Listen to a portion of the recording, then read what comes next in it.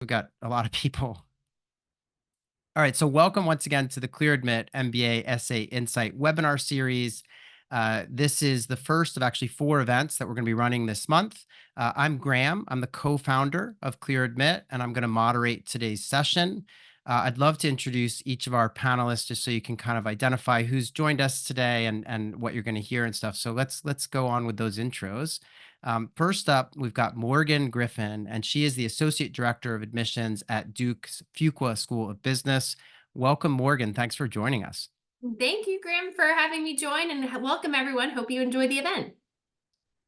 Excellent. Yeah, it's great to have you. We're also going to hear today from Virginie Fougia, and she is the Global Director of Admissions at INSEAD. Hey, Virginie.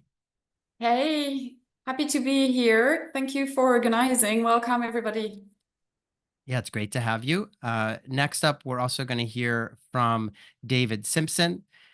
David is the admissions director for MBA and Masters in Finance over at London Business School. Hi, David. Hi, Graham. Nice to see you. Hi, everybody. Looking forward to this event very much.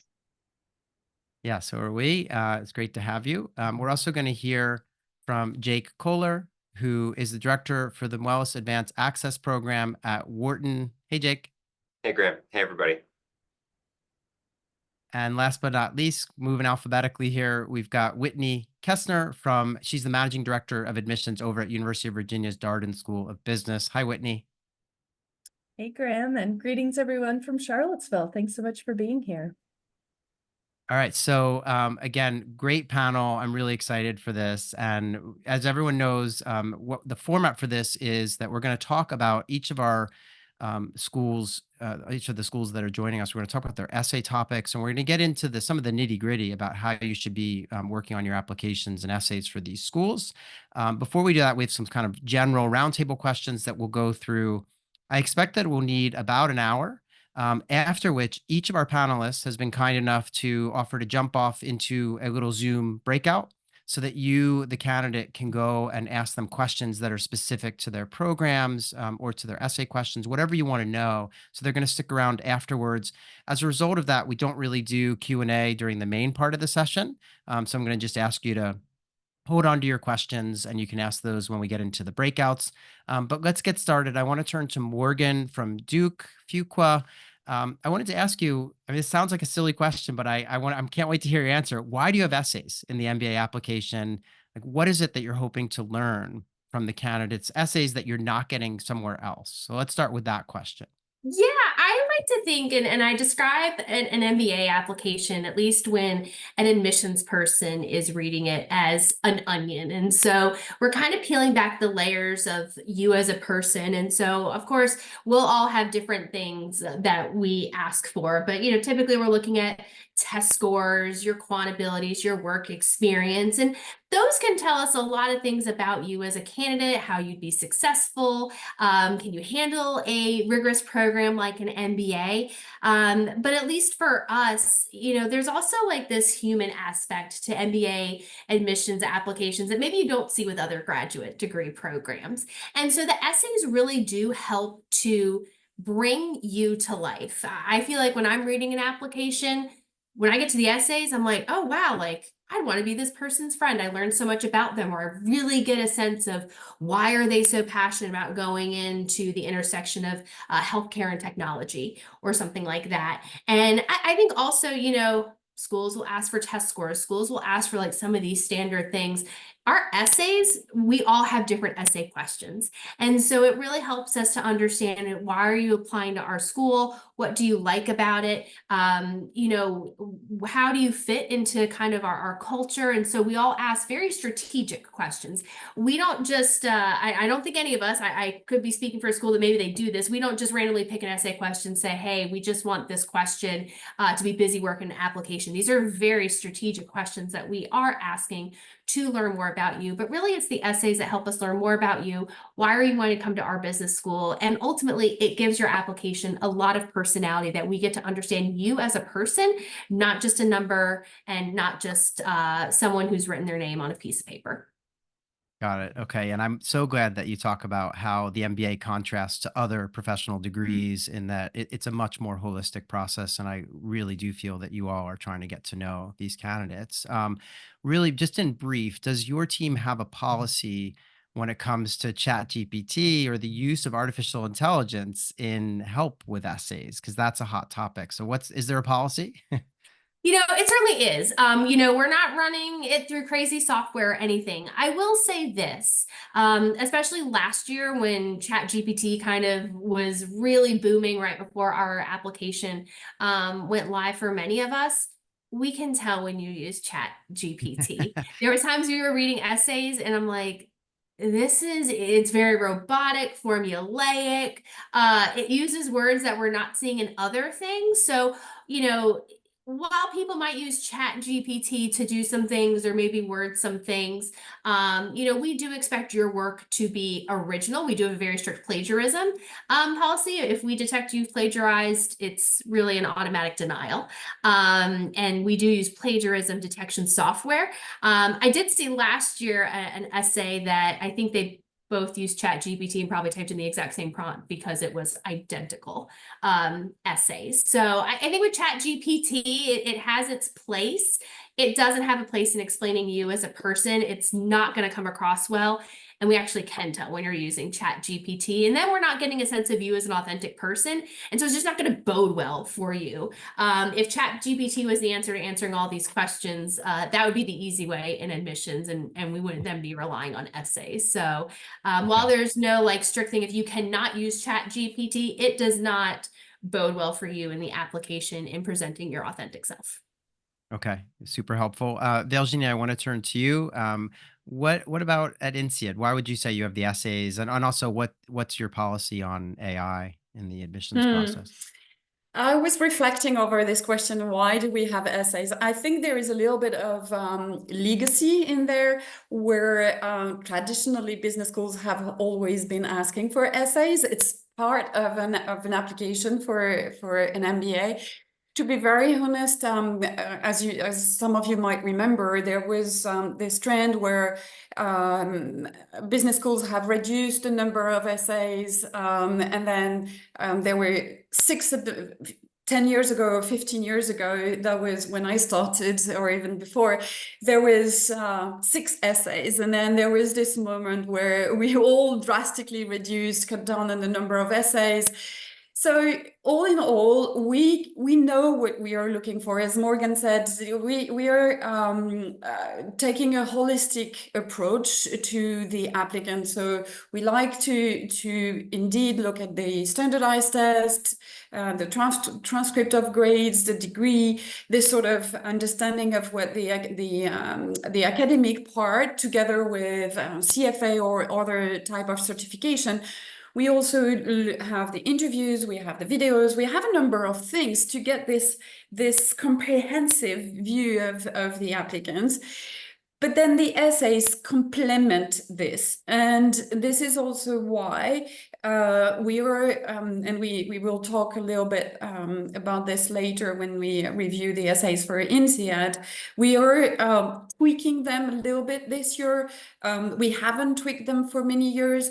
We feel that we are getting a lot from the essay number 1, where people are really genuine, they're really sharing what is making them the person they are today, and how they have evolved over time, what are their values. And this is what we're pretty much interested in hearing when we read essay or essays, because I know that some schools have just one essay.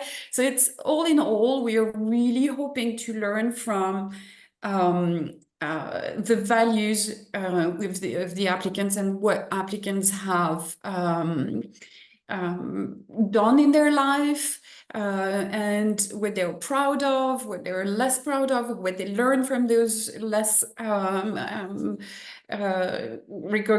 achieving examples. So this is really hoping to learn about them. Now for your question on ChatGPT, we all have to work with ChatGPT nowadays, aren't we? So I suppose it's much better to make a clever use of it rather than copy pasting and as Morgan said, just having something that is absolutely a canned answer, absolutely not personalized. So use it wisely, because we all need to use it. We will have to have it in every single context, be professional or personal in the future. So it's much better to use it wisely than saying, no, you should not use it for your essays. Okay. Yeah, that's helpful.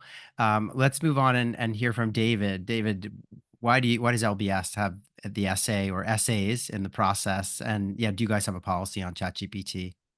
Yeah, so for us, essays, with the rest of the application, you've got your facts, right? It's everything we need to know about your story so far. I guess essays for us are a way to look at the future. So it's you talking about what you hope to do, certainly in our case with our essays.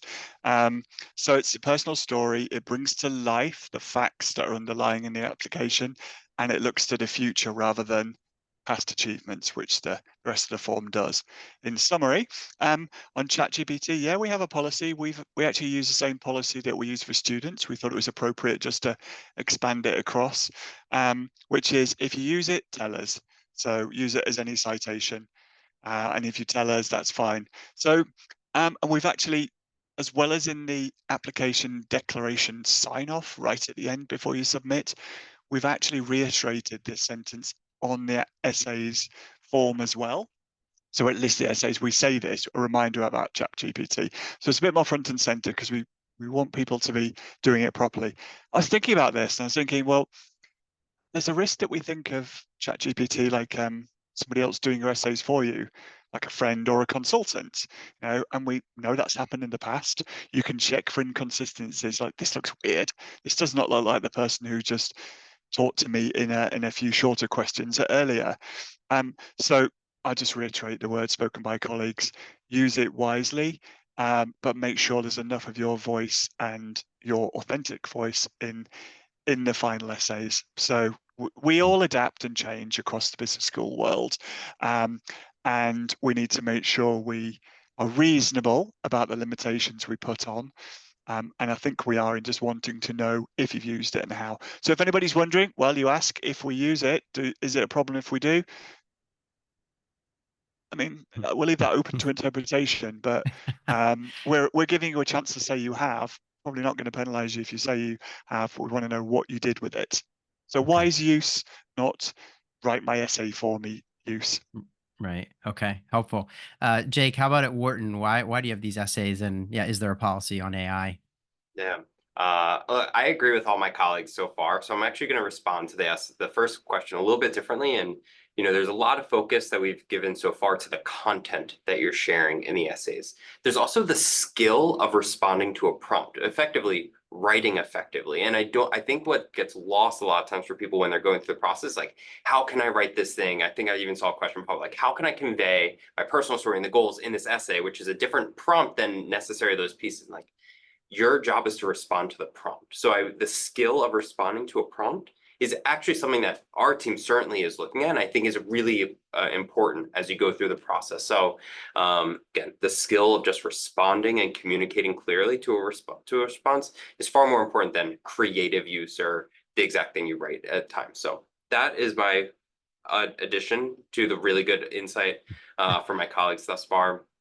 And as far as the ChatGPT or generative AI use, our policy in our application, and will be posted online when official may be there already, is going to permit the use of generative AI tools in the essay writing, and not needing to necessarily, we won't require citation, though I do love that LBS is doing that in concurrence with their broader policy. And the same insight that others have shared, the best essay is not going to be produced exclusively from generative AI. But if it helps you kind of get from like, what do I start writing, and it just helps you initiate that process, that's a great use for it. So being able to utilize technology to your advantage and then certainly have the personalization and have it be your own words, which is a requirement, we think is totally fine.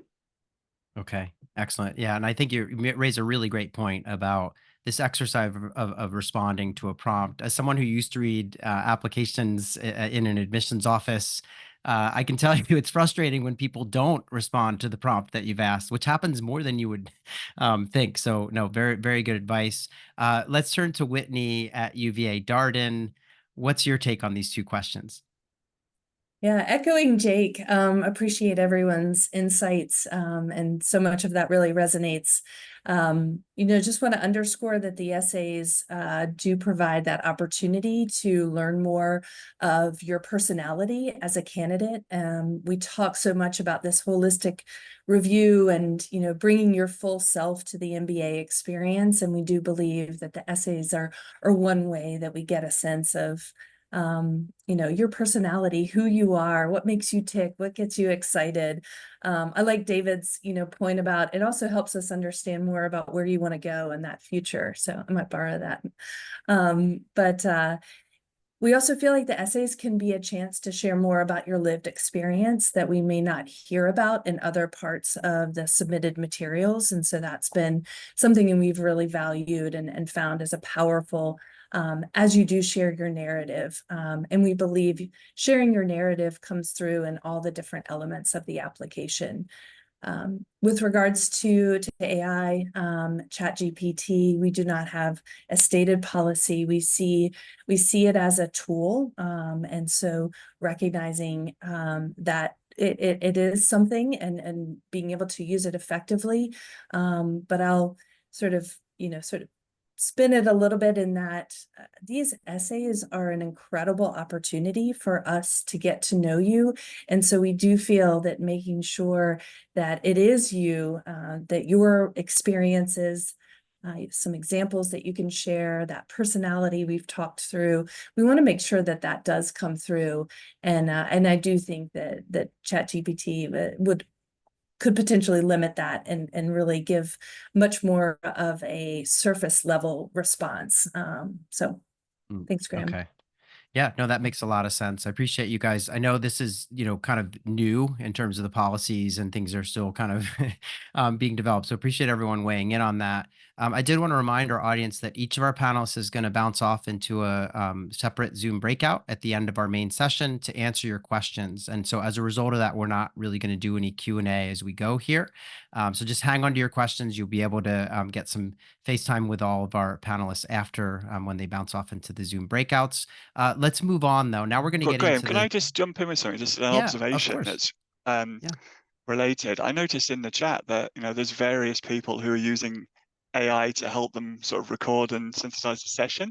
So that Yeah. it just shows today how we have to adapt and absorb, and we all Yes. use them in a very positive way. So I just thought that's kind of interesting seeing that click up and having no problem with it. But it's just as we're Yeah. talking about it as a theme. Yeah, agreed. Absolutely. And this is, it's something we've been seeing a little bit in our sessions. So absolutely.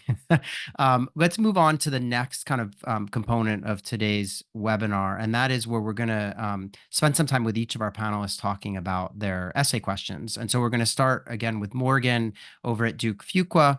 And the idea here, Morgan, is for you to just, we have a couple of slides here with the different questions you ask in your application. You can kind of guide us to wherever you want us to go, but the idea is to pick one of the questions that you all ask and to take us through kind of why you ask it and any advice you have to someone that's sort of beginning to work on, a response. Yeah, great. Well, I'll kind of quickly, like you said, touch on this one. I'm probably going to focus on our iconic essay, which Okay. is probably for anyone that has worked with us or looked at our application will be no surprise of why we talk about that. But this one here, very short answer. We're just wanting to understand your career goals, really just understand why are you wanting to come to business school and is your expectations realistic of business school? If someone were to write here, I want to be the CEO of Apple, I love a good lofty goal, but probably not something you're going to be doing immediately after business school. So this just kind of helps us tell your story a little bit. But if we want to go to the next slide, I think that's probably our iconic 25 things. There it is. So I'll spend a lot of time on this one and kind of walk through it. This is Fuqua's we live, eat, breathe this essay. Kind of some context. This essay came out of actually our admissions office.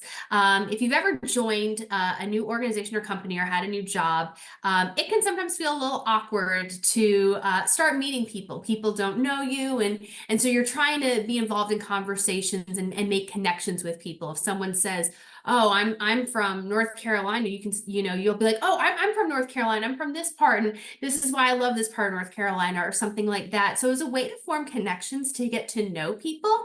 And we thought, what better way to get to know our applicants than this? So we ask you to share 25 random things about yourself. And a lot of times people are saying, well, how random is too random?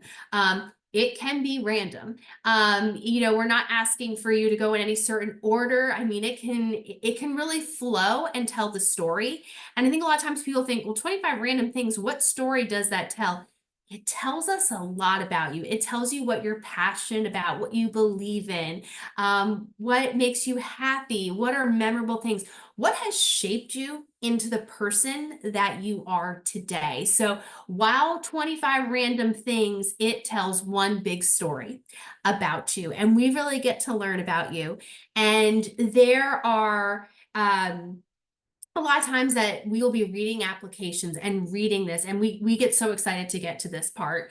And a lot of times you never know who's reading your application. We don't tell you, we don't purposely say, oh, Morgan should read this application because this person has this background or wrote this in their 25 things. It's completely random how I get an application into my queue, is what I call it. And you'd be surprised that sometimes I'm reading an essay and I'm like, oh my gosh, I had a similar experience. I know exactly what you're conveying, and you, without knowing it, are creating a connection with the admissions person, which can be really, really cool. And then it's really cool when we sometimes get to call that person and say, like, I read this random fact and it was really cool and I really connected with you on it. So we do have some guidelines, though. We do want you to keep that to 2 pages, 750 words maximum. If you are at 760, 770, 800 even, we're not going to notice that. We more notice when you're egregiously going over like 2 pages. So don't make the font like really, really tiny to fit it on 2 pages. You should be able to fit it in there. But it really is a great thing. Have fun with it. You can include pictures, still has to stay within 2 pages. I've had people include links, people who are singers. I work with a lot of applicants from India, and so we have a lot of classical dance trained dancers, and so they'll include links to maybe a performance they had. It's really cool. And we want you to elaborate. We don't want you to just say, I like Duke basketball. A lot of us here in North Carolina like Duke basketball. I want you to talk about why you like Duke basketball. Was there a player that you really liked? Was there a time you went to Cameron Indoor and it meant a lot to you? Did Coach K or one of our coaches give a speech that John Shire that really inspired you and has kind of become the quote of your life that you live by? So we do want you to elaborate. And have fun with it. We still, to this day, in admissions, when we start the job, we still have to write our list of 25 random things and share it with the office. It's always really cool when that comes out. And it's something that when our students are doing this essay, it's going to follow you your whole time at Fuqua. So have fun with it. We really enjoy it, and we really feel like it gives us a lot of insight into the applicants. And then our last question that we asked, we're going to go to the next slide. I'll briefly touch on it because I feel like this is one that maybe is asked amongst schools and is very similar. It's just the Fuqua community and you. So how do you plan on being involved in the Fuqua community? What are ways you see? And this kind of helps us just understand, why are you wanting to come to Fuqua? Why do you want to come to Duke? What is it about a student club or the curriculum or anything that you feel like you can bring your expertise from your career into? We want our students to be involved. We don't want them just coming and saying, what am I going to get out of Duke? We want students to come and leave their legacy and impact as well. And so how do you plan on doing that is an important essay question that we also ask as well, and is required. And all 3 of these that you saw on your screen, they are all required.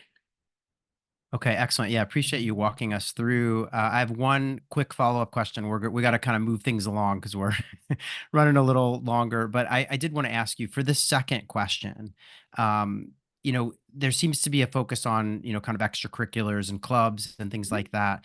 what about the notion that someone might be, bringing a unique voice into in-classroom discussion? So academically, based on the experience they have, is that fair game here, or do you really want the focus to be more around what they're doing outside of the classroom?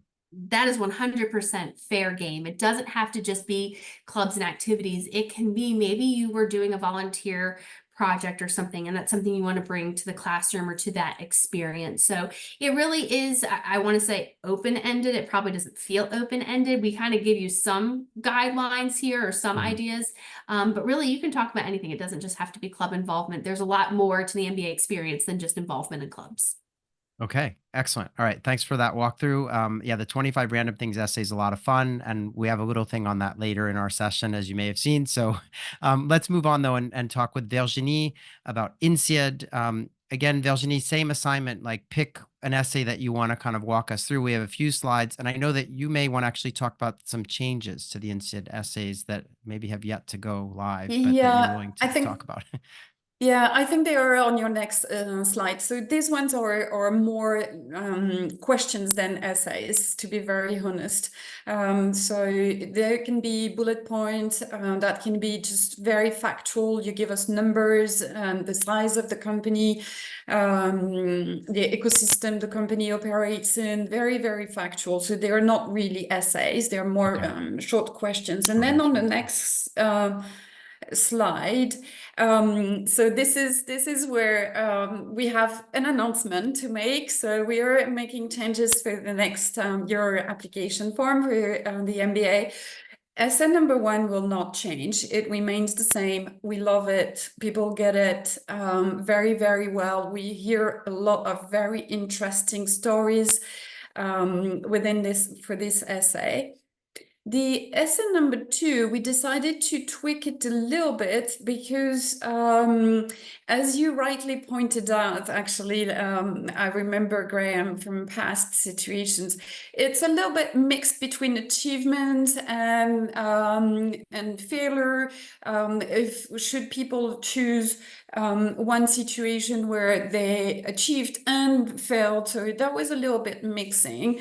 And also we were reading sometimes a list of achievement or a list of failure, but we were not really getting insights from this question. It was a little bit more something that was not insightful enough. So we decided to go to something that is really around failure, but the learnings from these failures. So that's the idea with this question, where we're really interested in knowing and understanding why that was important and what you learn from this experience. And then for the third one, we decided that in fact we will turn it into a video question. So that will move onto the Kira platform. We already have video questions, and we are turning this one into a video question.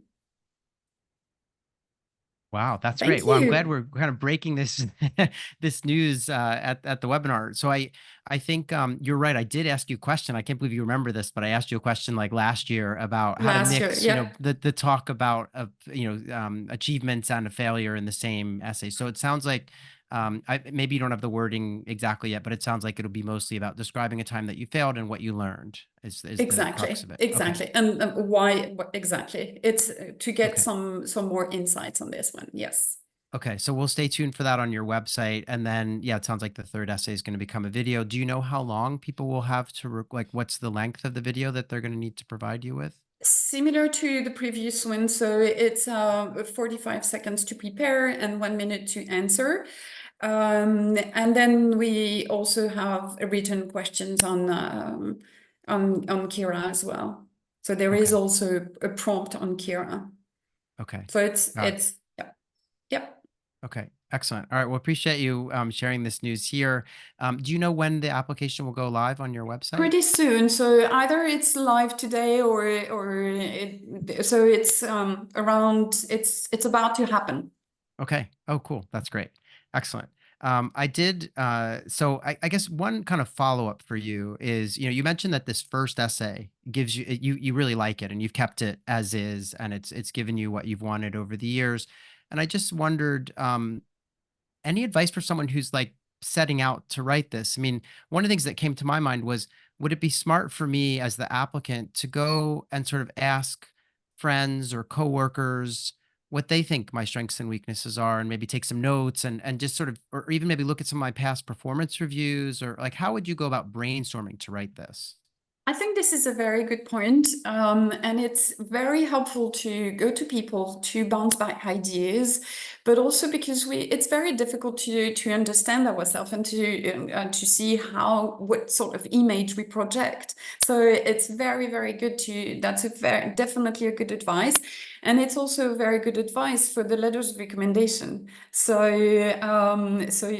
definitely going into this sort of self-introspection with yourself, but with others as well, about this essay number 1 and the letter of recommendation, but the whole process, the whole journey, talking to alumni, talking to people who have done MBAs as well, is definitely very good advice. Okay, excellent. All right, well, appreciate that. Let's move on and talk with David.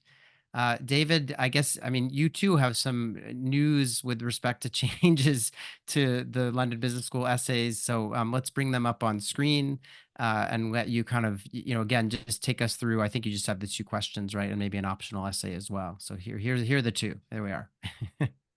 Yeah, so the first one stays as we've used for the last few years, and our main focus is talking about what you've done, what you hope to do, and how we can help you with that transition. So with that, we're looking at your sense of realism and your sense of ambition, and seeing if you're well balanced on that front. And then at the end of the day, this is business school. You're coming here to boost your short and long-term career. So we want to see you talking about it. We want to see that you've got knowledge about what you hope to do. So that's what that question does. And for a long time, we just had that one. Virginie spoke about the sort of grand rationalization of essays when we all cut down to minimal. It seems like everybody else has crept back up and we stayed just on the one.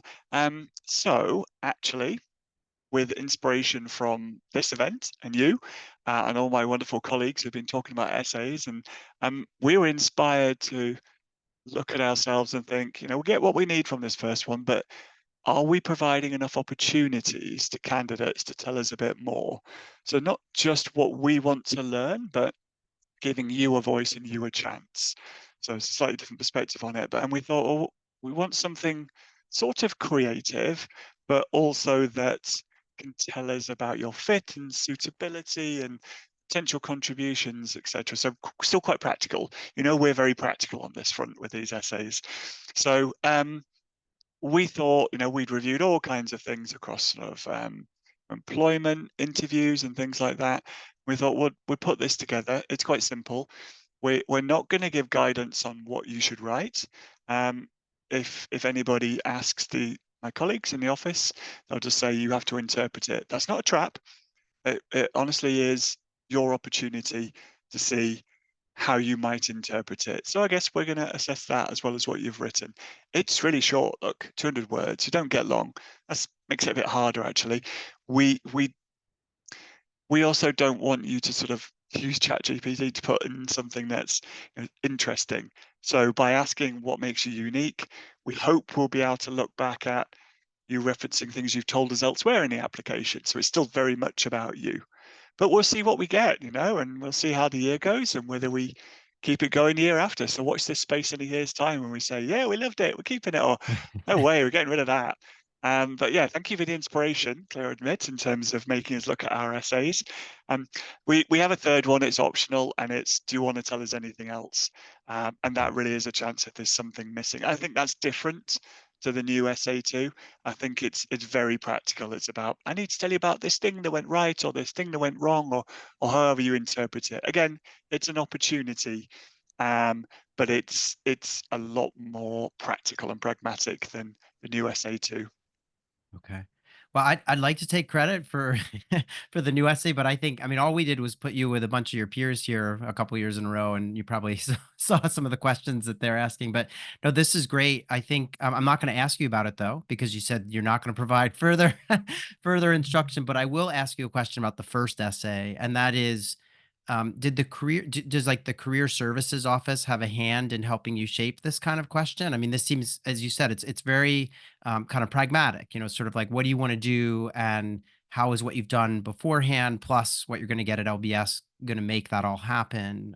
Do they, I mean, does the careers office have a say in this stuff with you, or are they helping you in that respect? Well, indirectly, I would say, our careers office, we work very closely with them. They, it's a huge part of what we do. So a lot of my training over the years and continued training and personal development comes from spending time with my career center colleagues who are close to employers.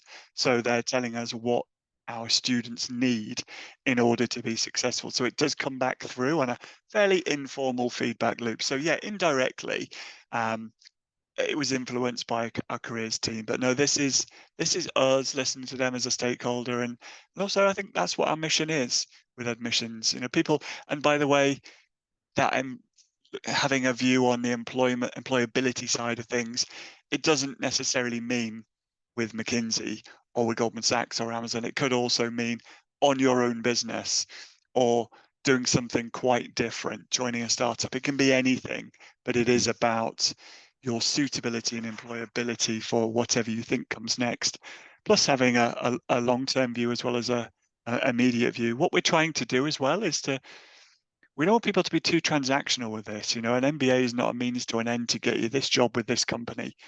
An MBA is a lifelong investment in you, your career, and bigger than your career. The friends you'll meet here are going to be your friends for life. And it's often a chance for people to reinvent themselves in all kinds of ways. So we've got a lot to do, and this is one way to find out the very practical elements. Got it. Yeah. And I think everyone who's joining us today is probably noticing that most programs do ask a question along these lines. And I think it's a really useful exercise to sort of think this through before you go to business school, because you will have a much better, richer experience in business school if you kind of know what you're hoping to get out of it. Let's move on and talk with Jake over at Wharton.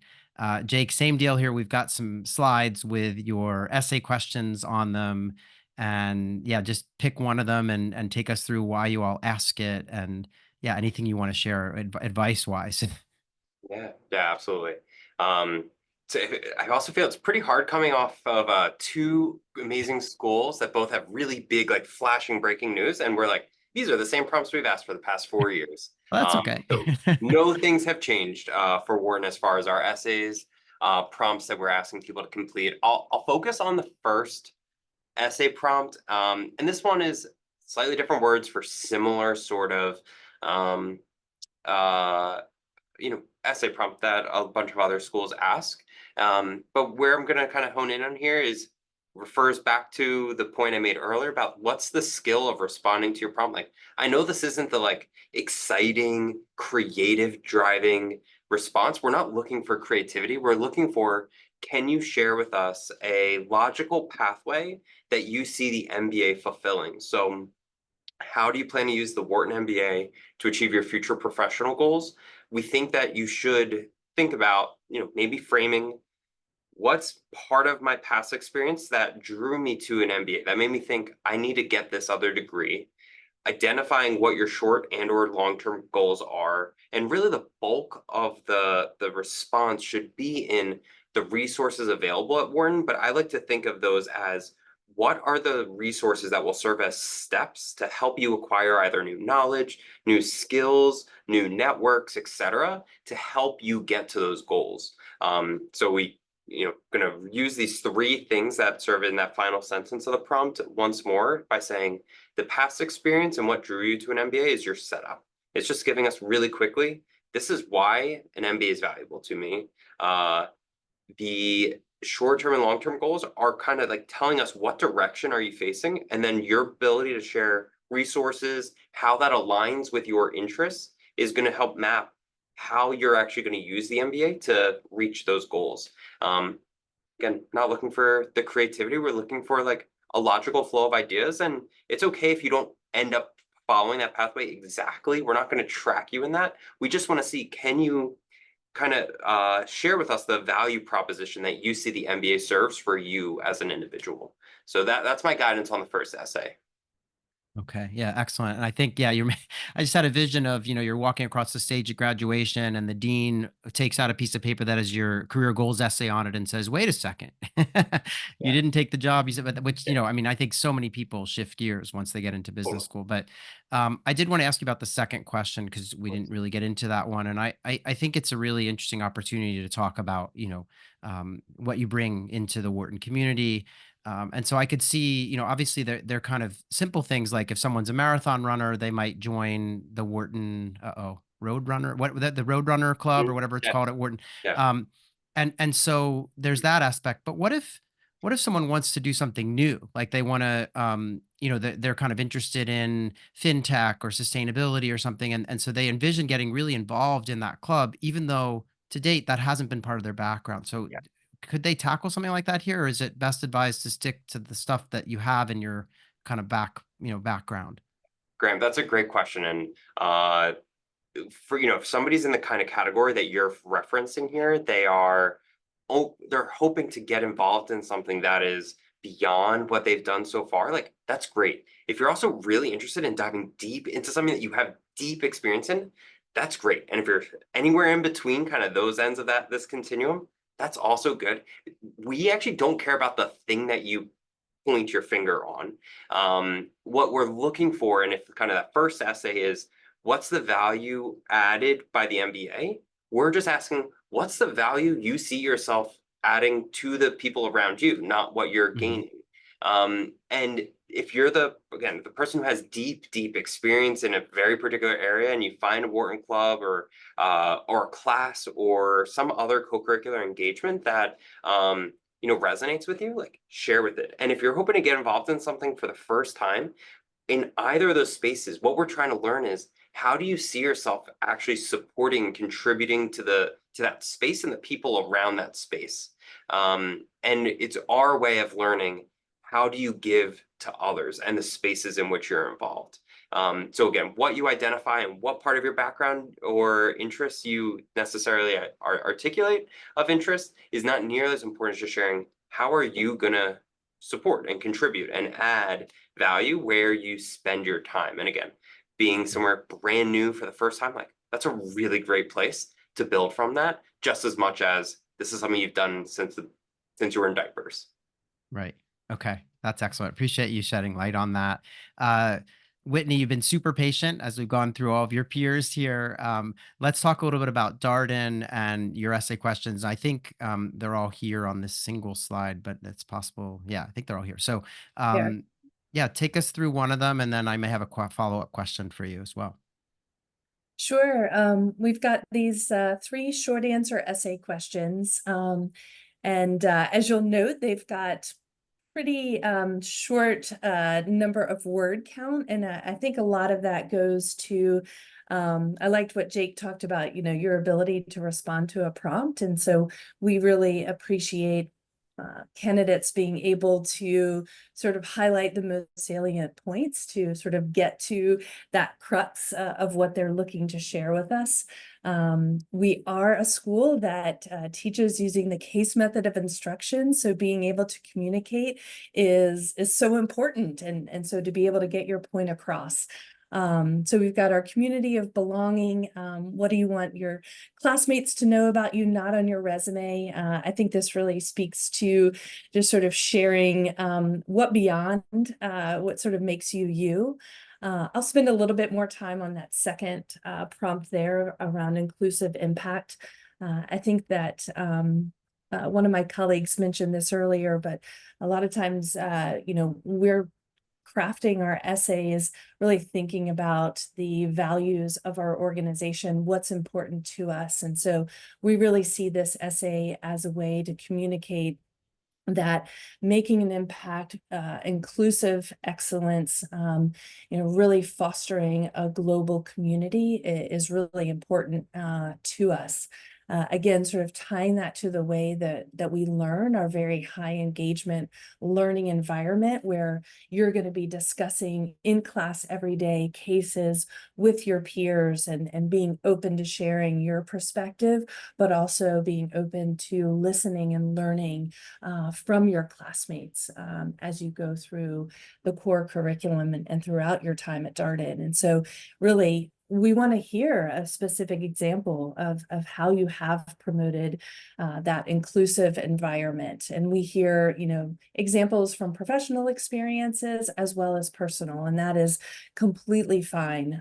But it is really helpful to us to have that example that we can really understand and begin to picture who you'll be within the Darden community. We also want you to know that we are a welcoming global community. We have students coming from all over the world, and that's such an incredible part of this learning experience. And so what will you bring to that? What are going to be your contributions? So yeah, that I think appreciate you kind of shedding light on that one, because I think that's the one that people kind of look at and say, "Oh, how am I going to answer this?" That's the one that's probably not as obvious, right, as the first and the third. But I did want to ask a question about the third, Yeah. and I know we've talked a lot about careers and these kind of career type essays. I just want to call attention to the fact that you preface your career essay question here with "at this time." And Yeah. I think that's really interesting. And so can you tell what prompted that? Is that because you recognize that people's goals shift and that this is, just kind of an exercise that they need to engage in and, just use their best guess for now? But where did that come from? Yeah, I think we can probably all relate to that. We get questions around career a lot, and people want to know how specific they should be. Is it okay not to know?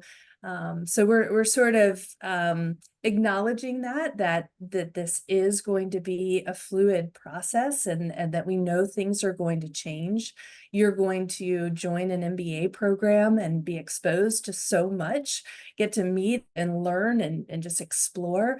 But we also know it's really important that you think about this now, that you begin to reflect upon where you see yourself going, because, and I think you touched on that earlier, Graham, this is a fast process and an experience that will go by in a very almost times blink of an eye.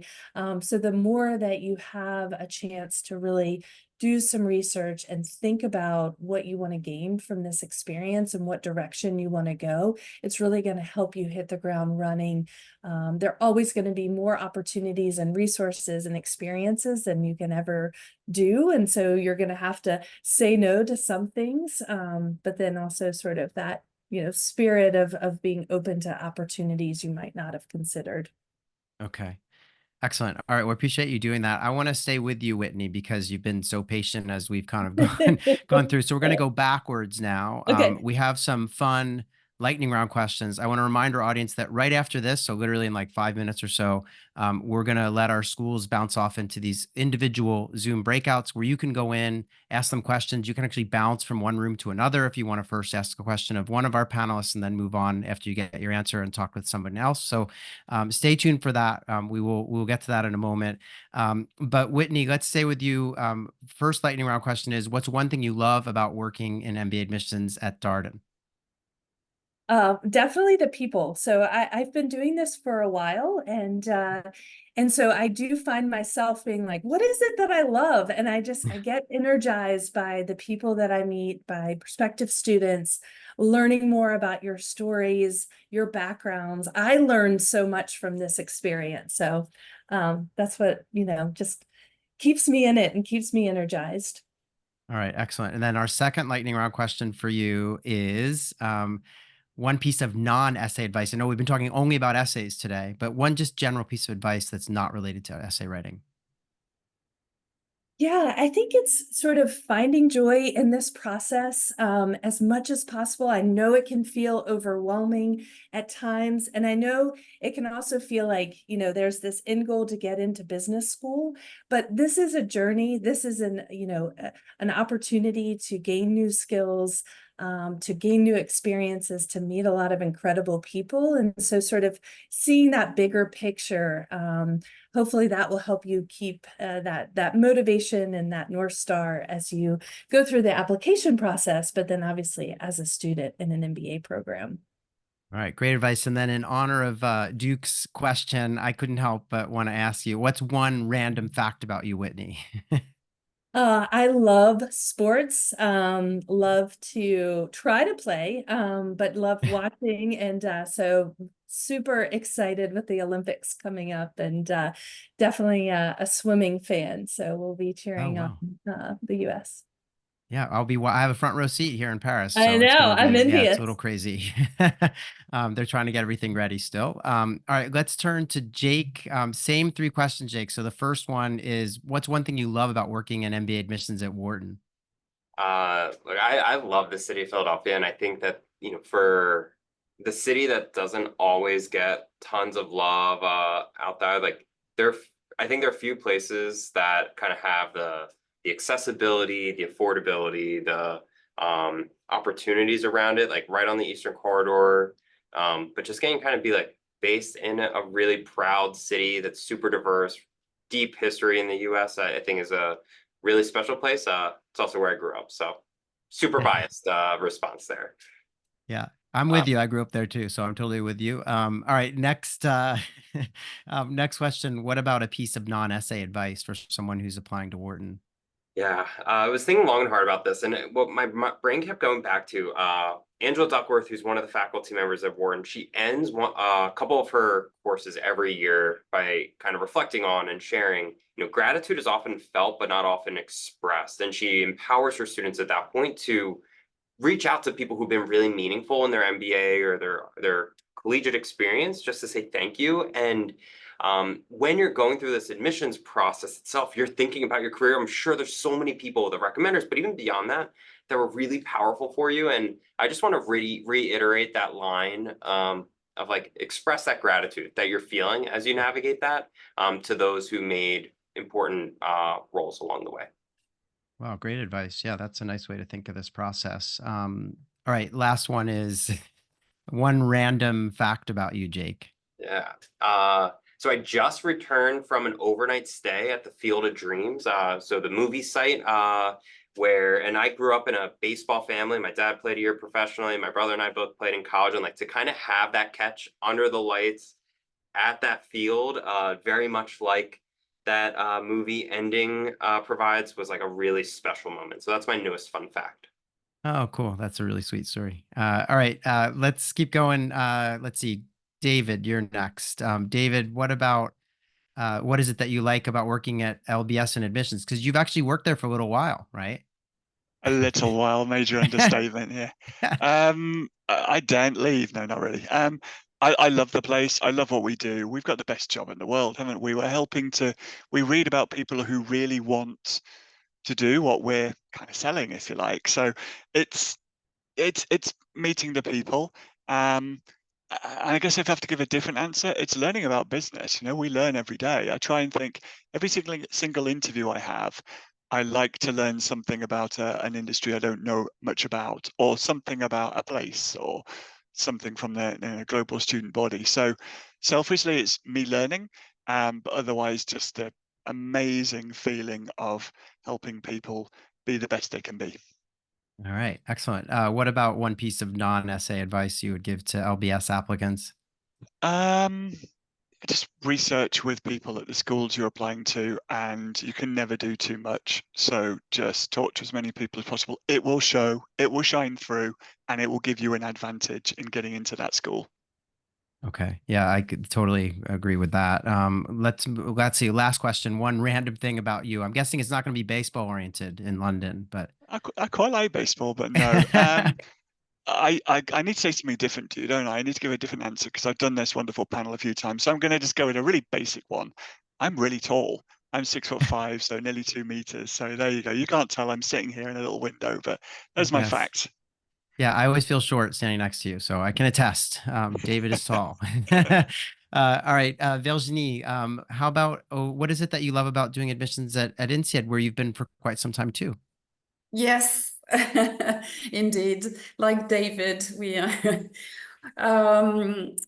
I think one thing that I do like or love is the fact that it's I keep getting surprised. I keep being surprised by what people share, how open they are sometimes with us, and things are ever changing in the world of business schools and admissions, and that keeps me in the job.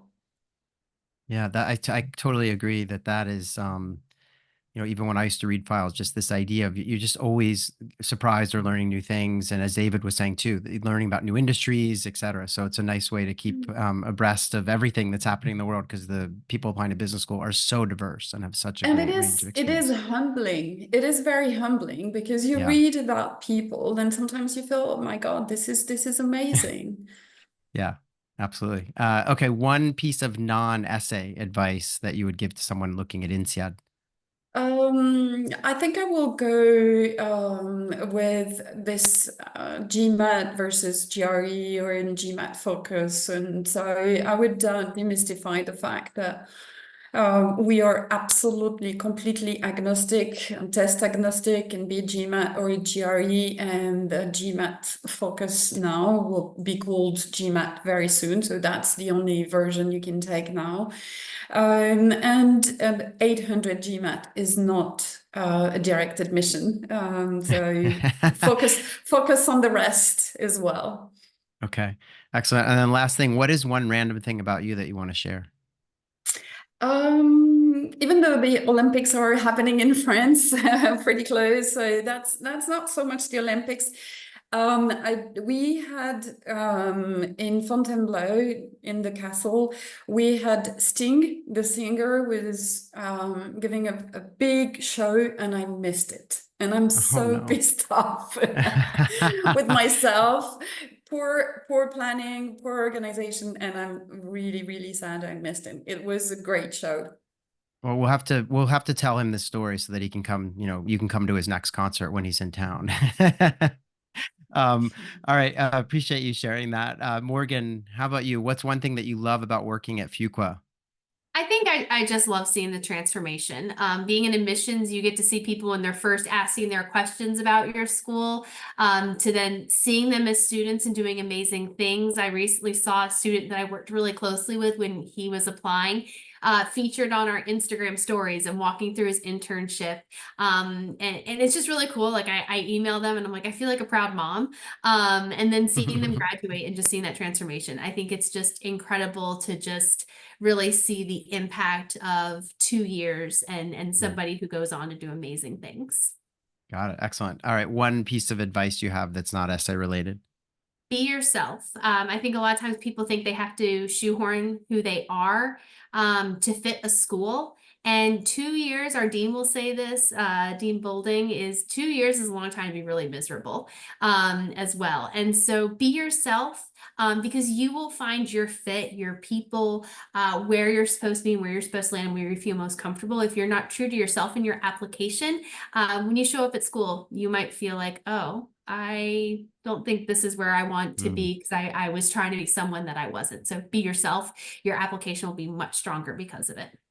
Okay. And then last but not least, and I should be asking you for 25 random things since you had to do this when you joined the admissions team at Duke, but in the interest of time, just give us one. Yeah. Since I've been married, I've learned the art of compromise. I love dogs. And so my husband has made it clear that anytime I want a new dog, he gets the right to name the dog. And so I currently have 2 dogs. One is named Frank after Frank Sinatra, and the other is Johnny, named after Johnny Walker. And I don't even like whiskey. So it is a constant reminder of compromise, that I love my dogs, but my husband gets to have the other say of naming them. Oh, that's hysterical. Excellent. All right. So what we're going to do now is we're going to let our panelists get into their breakouts. I do want to tell our attendees, please wait and do not go into the breakouts until our panelists have a minute to get settled. Let them take a glass of water or whatever they need, because we've been going at it for an hour here. So they're going to bounce off into their breakouts. I did want to sincerely thank and express gratitude for some of the earlier comments to Jake, Virginie, Morgan, David, and Whitney. Like, thank you so much for making time to do this and for continuing to stay on a little bit and do your breakouts. You can bounce off into those now. While everyone's waiting for our panelists to get settled there, I wanted to just go over a couple of things just to make sure that you're aware of all the resources that we have at ClearAdmit, like the fact that we're doing these sessions for the next 3 weeks running. So we have different schools each week. I also wanted to let you know that there are 2 things that you should really know about ClearAdmit. The first is you can get a free assessment of your candidacy by using our ApplyWire tool. It's anonymous too. So you go in, you indicate what schools you're thinking about applying to, when you want to start school, just a little bit of information about your background, if you've taken a test, your GPA. You can even leave a note to add more information if you want.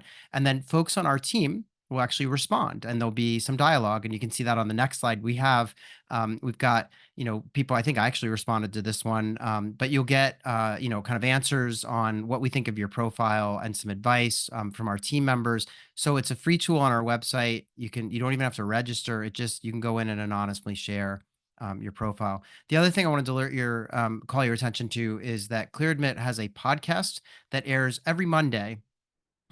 We actually have bonus episodes sometimes, but there's at least one episode a week every Monday. We use the case method to talk about real candidates and their profiles and how they might fare in the application process. It's a wonderful way to learn about MBA admissions. We've been doing this for, I guess, 4 or 5 years now, hundreds of episodes. You can go into the back catalog if you're interested. And we often have admissions folks like you saw on our panel today joining me and my co-host Alex Brown to talk about their programs. So there's a lot of good information. You can subscribe on Spotify or Apple. In the meantime, the breakouts are now open. You can come back next week. We're going to be talking with Columbia, Chicago. There's so many schools coming with us over the next few weeks. So please come back next week, the week after that, it's same exact time, same place. Hope to see you then. And then you can bounce between breakouts now and ask your questions. I know a lot of you have been waiting to ask those questions. So enjoy your time with our panelists. And I hope to see you all next week. Thanks again for making time for this. Really appreciate it.